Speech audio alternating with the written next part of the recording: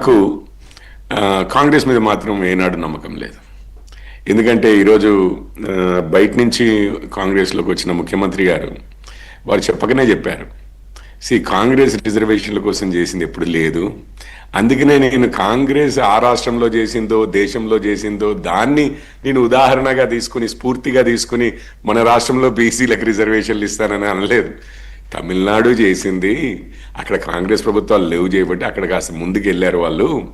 Mandal commission గురించి చెప్పుకున్నాం అనుకోండి, అదంతా మళ్ళీ విపి సింగ్ గారు బీజేపీ వాళ్ళు వీళ్ళు చేశారని చెప్పుకోవాల్సి వస్తుంది. బీసీలకి ఓబీసీలకు చేశామని అంటే వీళ్ళు చేసింది ఎక్కడా లేదు చేయబట్టి దాన్ని స్ఫూర్తిగా తీసుకుని మేము చేయగలుగుతామని చెప్పే పరిస్థితిలో ముఖ్యమంత్రి గారు లేరు.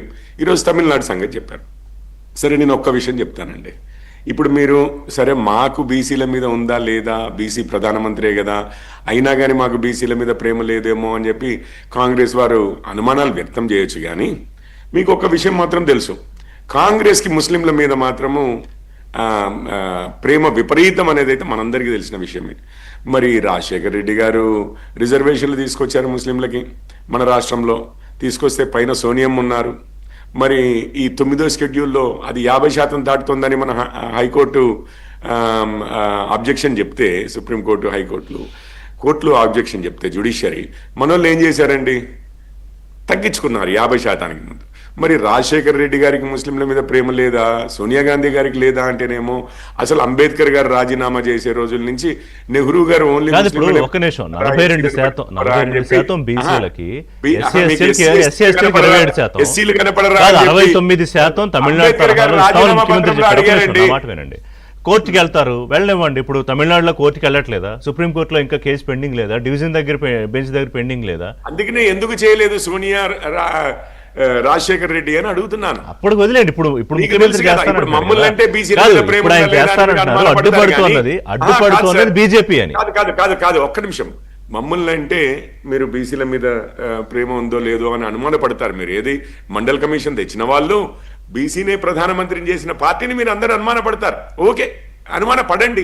ఎన్ని రోజులు ఎన్ని కథనాలు క్యాంపెయిన్లు చేసినా ప్రజలకైతే క్లియర్గా కనిపిస్తోంది కదా, ఒక బీసీ ప్రధానమంత్రి వచ్చి ఏ విధంగా విజయాలు సాధిస్తున్నాడు, ఏ విధంగా ఆర్థికంగా కానివ్వండి, లేకపోతే వృద్ధి రేటులో కానివ్వండి, మన ఆర్థిక వ్యవస్థ యొక్క వృద్ధి రేటు కానివ్వండి, సంక్షేమం కానివ్వండి, పాకిస్తాన్తో యుద్ధంలో కానివ్వండి, ఒక బీసీ ప్రధానమంత్రి అవకాశం ఇచ్చిన బీజేపీ, తెలంగాణలో బీజేపీకి బీసీల మీద ప్రేమ ఉందా లేదా, బీసీ రిజర్వేషన్ల మీద కమిట్మెంట్ ఉందా లేదా, అదే కదా వాళ్ళ అంశం. మీద కమిట్మెంట్ ఉండబట్టే. ఒక్క నిమిషం అండి, కాంగ్రెస్ వారు ముందు రోజు నుంచి కూడా దీన్ని ఎట్లా ఫెయిల్ చేయాలనే ఆలోచనలో పడ్డారు.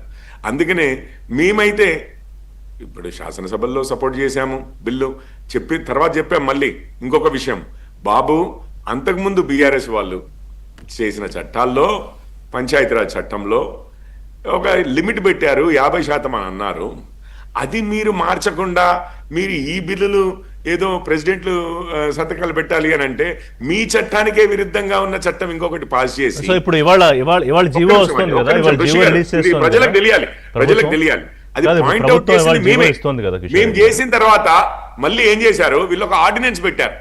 ఏది, అది సవరణ చేస్తూ మన చట్టాన్నే సవరణ చేస్తూ ఇంకొక ఆర్డినెన్స్ పెట్టారు. మరి మొదటి బిల్లులో కొంచెమన్నా బుద్ధి బుర్ర ఉంటే అది లేదని నేను అనట్లే. కాంగ్రెస్ కి కపిల్ సిబల్లు, అభిషేక్ మను సింఘ్విని మన రాష్ట్రం నుంచి చేసుకున్నామండి. రాజ్యసభ మెంబర్ని కేశవరావు గారిని రిజైన్ చేయించి బీఆర్ఎస్ వారు కవిత గారికి ఇది వచ్చిన తర్వాత, బెయిల్ వచ్చిన తర్వాత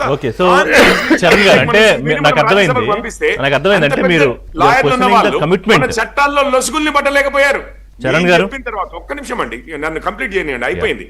మేము చెప్పిన తర్వాత ఆర్డినెన్స్ పంపించి ఏం మాట్లాడతారు మళ్ళీ కాంగ్రెస్ వాళ్ళు. చూడండి, గవర్నర్ గారు సంతకం పెట్టారు దీని మీద, ఎందుకంటే కేంద్రంలో బీజేపీ వాళ్ళకి ఇష్టం లేదంటారు.